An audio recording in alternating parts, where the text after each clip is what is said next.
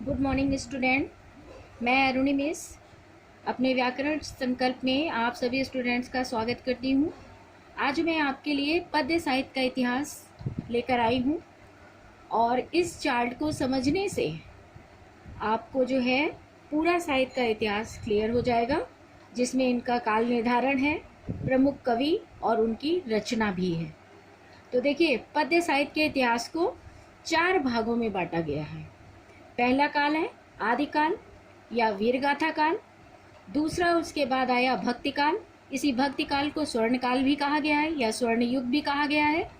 तीसरा काल है रीति काल और चौथा है आधुनिक काल। अब देखिए, आदिकाल का समय क्या है? 743 ईस्वी से 1343 ईस्वी तक।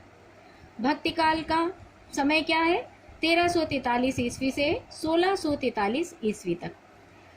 अब रीतिकाल, इसका समय क्या है? 1643 ईस्वी से 1843 ईस्वी तक। और आधुनिक काल का समय क्या है? 1843 ईस्वी से आज तक। अब आदिकाल यानी वीरगाथा काल के प्रमुख कवि कौन है? चंद्रवर दाई। और इनकी रचना का क्या नाम है? पृथ्वीराज रासो। अब देखिए, भक्ति काल पर हमारे इसे थोड़ा ध्यान से देखिएगा। भक्ति काल की प्रमुख शाखाएं कितनी हैं? 2 हैं। कौन कौन सी? एक है सगुण शाखा और दूसरी है निर्गुण शाखा। सगुण शाखा क्या है? जिसमें ईश्वर की उपासना आराधना की जाती है। और निर्गुण क्या है? जिसमें ज्ञान मार्गी, ज्ञान के उपदेश हैं। तो अब देखिए, जो ईश्वर को नहीं मानते हैं, है ना, उनको जो है निर्गुण शाखा। अब इसकी देखिए, ये भक्ति काल की उप शाखाएं भी कही जाती हैं। ये प्रमुख शाखाएं ये हो गई सगुण शाखा, निर्गुण शाखा, और इसकी उप शाखाएं ये हो गई आपकी 4। देखिए, सगुण शाखा की 2 शाखाएं हुई हैं और निर्गुण शाखा की भी 2 शाखाएं हुई हैं। सगुण शाखा की पहले देखते हैं, इसमें 2 शाखाएं हैं। पहली है रामाश्रयी शाखा, जिसके प्रमुख कवि हैं तुलसीदास और उनकी रचना है रामचरितमानस। और दूसरी शाखा है सगुण की कृष्णाश्रयी शाखा या कृष्ण भक्ति शाखा, जिन्होंने कृष्ण जी की उपासना की, उन कवियों का इसमें वर्णन है। तो इसके प्रमुख कवि हैं सूरदास जी और उनकी रचना है सूर सागर। अब निर्गुण शाखा को देखें तो इसकी भी 2 उपशाखाएं हुई हैं।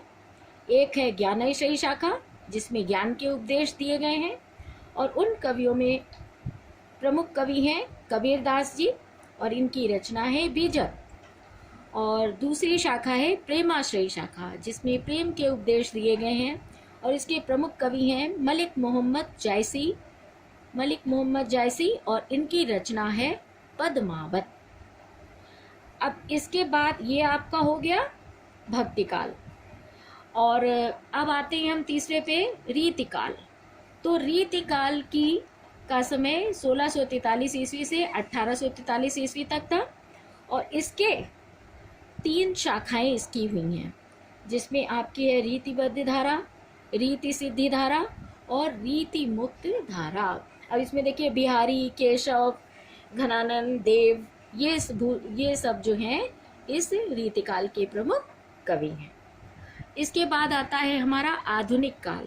देखिए, जहाँ कन्फ्यूज़न आती है वो ये आती है कि ये भारतेंदु युग, द्विवेदी युग, छायावादी युग, प्रगतिवादी युग और ये नई कविता या प्रयोगवादी युग, ये क्या है? ये कहाँ से आ गए जब हमारे साहित्य के इतिहास को 4 भागों में बांटा गया है? तो इसका ये है कि आधुनिक काल जो है हमारा, जो 1843 से आज तक चल रहा है, इस आधुनिक काल के 5 पार्ट हो गए हैं, इसके 5 भाग हो गए हैं। जिसमें पहला युग जो था वो क्या हुआ? भारतेंदु युग। भारतेंदु युग के प्रवर्तक ही भारतेंदु हरिश्चंद्र हैं। तो इनके प्रमुख कवि हो गए आपके भारतेंदु हरिश्चंद्र। इनकी रचनाएं क्या हैं? भारत दुर्दशा, प्रेम माधुरी, ये गद्य की रचना है और ये पद्य की रचना। इसके बाद दूसरा आता है आपका द्विवेदी युग। द्विवेदी युग के प्रमुख कवि हैं मैथिली शरण गुप्त जी, जिनकी रचनाएं हैं साकेत है, पंचवटी है, अनेकों कवि हैं।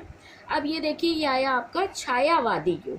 अब देखिए, छायावाद के प्रमुख कवि में आ गए आपके जयशंकर प्रसाद, और इनकी रचना क्या है? कामायनी। अब देखिए, छायावाद के 4 स्तंभ प्रमुख माने गए हैं। उसमें कौन कौन आते हैं? जयशंकर प्रसाद, महादेवी वर्मा, सुमित्रा नंदन पन और चौथे आते हैं हमारे सूर्यकांत त्रिपाठी निराला जी। ये जो है छायावाद के 4 स्तंभ हैं। अब इसके बाद चौथा हमारा जो आता है वो आता है प्रगतिवादी युग। इसके प्रमुख कवि हैं सुमित्रा नंदन पन, वैसे तो रामधारी सिंह दिनकर भी हैं, बहुत से कवि हैं, लेकिन मैंने यहाँ पर एक एक कवि ये लिए। सुमित्रा नंदन पन, इनकी रचना है वीणा पल्लव।